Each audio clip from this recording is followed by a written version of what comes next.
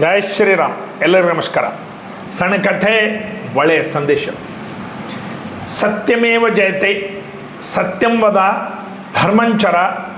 ಇವು ನಮ್ಮ ಮನೆಗಳ ಮುಂದೆ ಬರೆದಿರ್ತೀವಿ. ಜೀವನ ಹಾಗೇ ಇರಬೇಕು, ಧರ್ಮದಿಂದ ನಡಿಬೇಕು, ಸತ್ಯವನ್ನು ಮಾತಾಡಬೇಕು ಎಂಬುದು ನಮ್ಮ ಉಪನಿಷತ್ತುಗಳು, ವೇದಗಳು, ನಮ್ಮ ಹಿರಿಯರು ಹೇಳಿದ ಮಾತುಗಳು.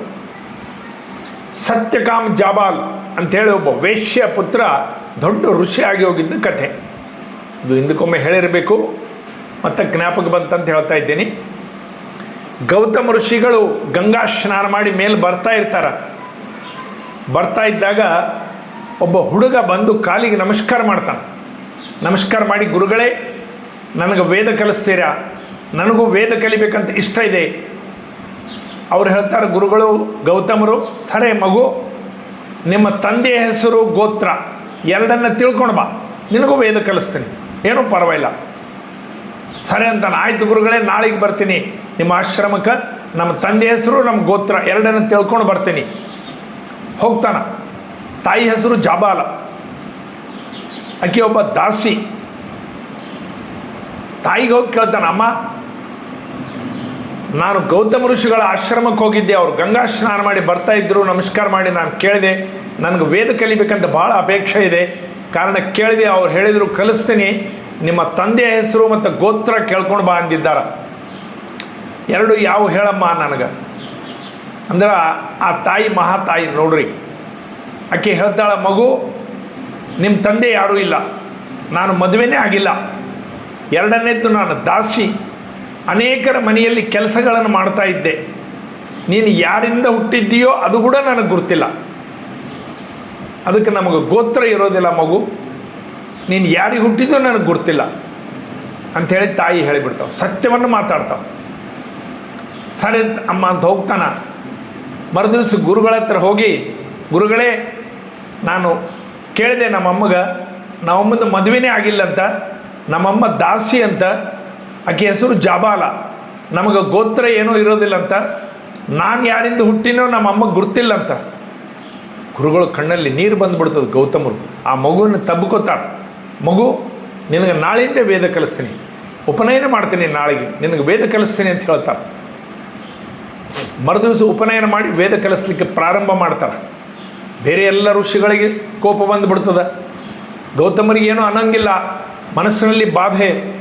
ಒಬ್ಬ ವೇಶ್ಯ ಮಗ, ತಾಯಿ ಹೇಳ್ತಾ ಇದ್ದಾಳೆ ಯಾರಿಗೆ ಹುಟ್ಟಿನಿ ಗೊತ್ತಿಲ್ಲ ಅಂಥೇಳಿ, ಮದುವೆ ಆಗಲಾರ್ದ ಅನೈತಿಕ ಸಂತಾನ, ಇಂಥವನಿಗೆ ಉಪನಯನ ಮಾಡಿ ವೇದಗಳನ್ನು ಕಲಿಸ್ತಾ ಇದ್ದಾರೆ, ದೊಡ್ಡ ಅಪಚಾರ ಅಂಥೇಳಿ ಅವರು ರಾಜನ ಹತ್ರ ಹೋಗಿ ಹೇಳ್ತಾರೆ. ಜನಕ ಮಹಾರಾಜರ ಆಶ್ರಮಕ್ಕೆ ಹೋಗಿ, ಗುರುಗಳೇ ರಾಜ, ಅಪಚಾರ ಆಗ್ತಾಯಿದೆ ನಮ್ಮ ಆಶ್ರಮದಲ್ಲಿ, ಗೌತಮರಂಥ ಮಹಾನ್ ಸಂತರು ಈ ರೀತಿ ಮಾಡ್ತಾ ಇದ್ದಾರೆ, ಒಬ್ಬ ವೇಶ್ಯ ಪುತ್ರ, ಅನೈತಿಕ ಸಂತಾನ, ಲಗ್ನಕ್ಕೆ ನಮ್ಮ ಮೊದಲೇ ಹುಟ್ಟಿದವ, ಇಷ್ಟು ಹೇಳಿದ ಮೇಲೆ ಸಹಿತ ಅವನಿಗೆ ಉಪನಯನ ಮಾಡಿ ವೇದಗಳನ್ನು ಕಲಿಸ್ತಾ ಇದ್ದಾರೆ, ತಾವು ಬಂದು ಸ್ವಲ್ಪ ಅದಕ್ಕೆ ಪರಿಹಾರ ಏನಾದರೂ ಮಾಡಬೇಕು. ಸರಿ ಅಂತಾರೆ. ಬರ್ತಾರೆ. ಮರುದಿವಸ ಜನಕ ಮಹಾರಾಜರು ಗೌತಮರಿಗೆ ಕೇಳ್ತಾರೆ, ಗೌತಮರೇ ತಾವು ಮಹಾನುಭಾವರು, ದೊಡ್ಡವರು, ನಾನು ಈ ರೀತಿ ಕೇಳಿದೆ, ಇದು ಸತ್ಯನಾ? ಹೌದು ಸತ್ಯ. ಅವರ ತಂದೆ ಯಾರೂ ಗುರ್ತಿಲ್ಲದ್ದು ಸತ್ಯ, ಲಗ್ನನೇ ಆಗಿಲ್ಲ, ಆಕಿ ಯಾರಿಗೆ ಹುಟ್ಟಿದ್ದಾನ ಗುರ್ತಿಲ್ಲ ಅಂತ ಹೇಳಿದ್ದು ಸತ್ಯ, ನಾನು ಉಪನಯನ ಮಾಡಿದ್ದು ಸತ್ಯ, ವೇದ ಪ್ರಾರಂಭ ಮಾಡಿ ಅವನಿಗೆ ಕಲಿಸ್ತಾ ಇದ್ದಿದ್ದು ಸತ್ಯ.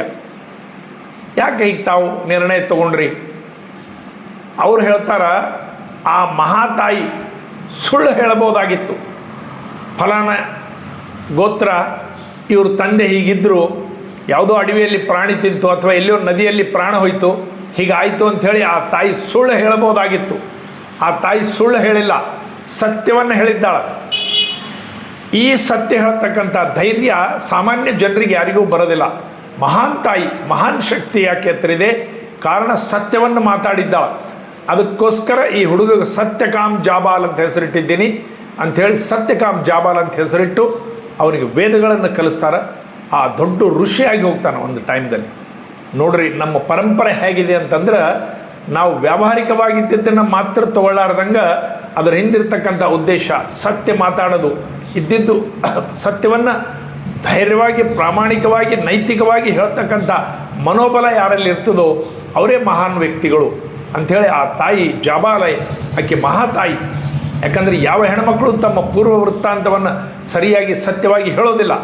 ಎಲ್ಲರದು ಒಂದು ಕಥೆ ಇರ್ತದೆ, ಮುಚ್ಚಿಟ್ಟು ಬಿಡ್ತಾರೆ. ಏನ್ರೇ ಆಯಿತು ಹೋಯ್ತು ಅವಾಗಿಂದ ಬಿಟ್ಬಿಟ್ರೆ ಅದೇನು ಹಚ್ಚಿರಿ ಹಾಗೇನೋ ಅದಕ್ಕೆ ಇದು ಮಾಡ್ತಾರೆ ಹೊರತು ಇದ್ದಿದ್ದು ಸತ್ಯವನ್ನು ಹೇಳ್ತಕ್ಕಂಥ ಶಕ್ತಿ ಆ ಮಹಾತಾಯಿಗದ. ಕಾರಣ ಅವನ ಹೆಸರು ಸತ್ಯಕಾಮ್ ಜಾಬಾಲ್ ಅಂಥೇಳಿ ದೊಡ್ಡ ಋಷಿ ಆಗ್ಯೋದ.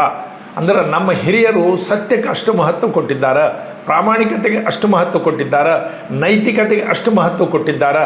ಇವೆಲ್ಲ ನಾವು ಕಥಾರೂಪದಿಂದ ಬಂದಾಗ ನಾವು ನಮ್ಮ ಜೀವನದಲ್ಲಿ ಸತ್ಯವನ್ನು ಜೀವನದಲ್ಲಿ ಅಳವಡಿಸಿಕೊಳ್ಳಬೇಕು. ಒಂದು ಸತ್ಯ ಹರಿಶ್ಚಂದ್ರ ನಾಟಕ ನೋಡಿದ ಒಬ್ಬ ಹುಡುಗ ಬಾಲಕ ಮೋಹನ್ ದಾಸ್ ಕರಮ್ಚಂದ್, ಅವ ಗಾಂಧಿ ಆದ, ಮಹಾತ್ಮ ಗಾಂಧಿ ಆದ. ಆ ಸತ್ಯ ಅದರ ಮೇಲೆ ಪ್ರಭಾವ ಆಯಿತು. ಗಾಂಧಿ ಬಗ್ಗೆ ಅನೇಕ ವಿಷಯಗಳು ಬೇರೆ ಬೇರೆವ, ಅದು ಬೇರೆ ವಿಷಯ, ಅದನ್ನು ಇಲ್ಲಿ ರಾಜಕೀಯವಾಗಿ ತಗೊಳ್ಳೋದು ಬೇಡ. ಕೇವಲ ಮಹಾತ್ಮ ಗಾಂಧಿ ಅವರ ಜೀವನ ಪರಿವರ್ತನೆ ಆಗಿದ್ದು ಅವರ ಊರಲ್ಲಿ ಬಂದ ಹರಿಶ್ಚಂದ್ರ ನಾಟಕ ನೋಡಿದ್ದು. ಇಷ್ಟು ಮಾತ್ರ ತಗೊಳ್ರಿ. ಇನ್ನು ಗಾಂಧಿ ಬಗ್ಗೆ ನಾ ಹೇಳಿದ್ದೀನಿ ಅಂಥೇಳಿ ಗಾಂಧಿ ಹಂಗೆ ಗಾಂಧಿ ಹಿಂಗೆ ಅದರದ್ದು ಬೇರೆ ವಿಷಯ, ಆ ಸಬ್ಜೆಕ್ಟ್ ರಾಜಕೀಯ ಇಲ್ಲಿ ಬೇಡ. ಗಾಂಧಿಯೇ ಮಾಮೂಲಿ ಮೋಹನ್ ದಾಸ್ ಕರಮ್ಚಂದ್ ಅಂತಕ್ಕಂಥ ಹುಡುಗ ಆ ಒಂದು ಹರಿಶ್ಚಂದ್ರ ನಾಟಕ ನೋಡಿ ಮಹಾತ್ಮ ಗಾಂಧಿ ಆದರು. ಇದು ಇಲ್ಲಿ ಬೇಕಾಗಿದ್ದು. ಮಹಾತ್ಮ ಗಾಂಧಿಯ ಬಲ ಎಷ್ಟಿತ್ತಪ್ಪ ಅಂತಂದ್ರೆ ಇಂಗ್ಲೆಂಡಿಗೆ ಹೋಗಿದ್ದರು ಚರ್ಚಿಲ್ ಜೊತೆಗೆ ಮೀಟಿಂಗ್. ಚರ್ಚಿಲ್ ಬರಲಿಲ್ಲ ಮೀಟಿಂಗ್, ಅವ್ನು ಮೈ ಮೇಲೆ ಬಟ್ಟೆ ಇಲ್ಲ, ನಾನು ಅವ್ರ ಹತ್ರ ಏನು ಮಾತಾಡಲಿ, ಹೋಗಂತೇಳ್ರು ವಾಪೀಸ್ ಅಂತ ಹೇಳಿದ್ರು. ಗಾಂಧಿ ವಾಪೀಸ್ ಬಂದುಬಿಟ್ರು. ಆದರೆ ಇವತ್ತು ಇಂಗ್ಲೆಂಡ್ನಲ್ಲಿ, ಭಾರತದಲ್ಲೆಲ್ಲ ಇಂಗ್ಲೆಂಡ್ನಲ್ಲಿ ಚರ್ಚಿಲ್ಕಿನ ಹೆಚ್ಚು ಮೂರ್ತಿಗಳು ಮಹಾತ್ಮ ಗಾಂಧಿವಂತ. ನೋಡ್ರಿ ಆ ಸತ್ಯಕ್ಕಿರ್ತಕ್ಕಂಥ ಶಕ್ತಿ. ಇಂಗ್ಲೆಂಡ್ನಲ್ಲಿ ಎಲ್ಲ ಚೌರಸ್ತಗಳ ಮೇಲೆ ಗಾಂಧಿ ಸ್ಟ್ಯಾಚ್ಯೂಸು ಚರ್ಚಿಲ್ ಸ್ಟ್ಯಾಚ್ಯೂಕಿನ ಹೆಚ್ಚಿವ. ಅಂದ್ರೆ ಆ ಸತ್ಯಕ್ಕಿರ್ತಕ್ಕಂಥ ಮಹತ್ವ, ಅದು ನಮ್ಮ ದೇಶದ ಶಕ್ತಿ, ಅದು ನಮ್ಮ ದೇಶದ ಸತ್ಯಕ್ಕಿರ್ತಕ್ಕಂಥ ಶಕ್ತಿ. ಭಾರತ್ ಮಾತಾಗಿದೆ. ಎಲ್ಲರಿಗೂ ನಮಸ್ಕಾರ.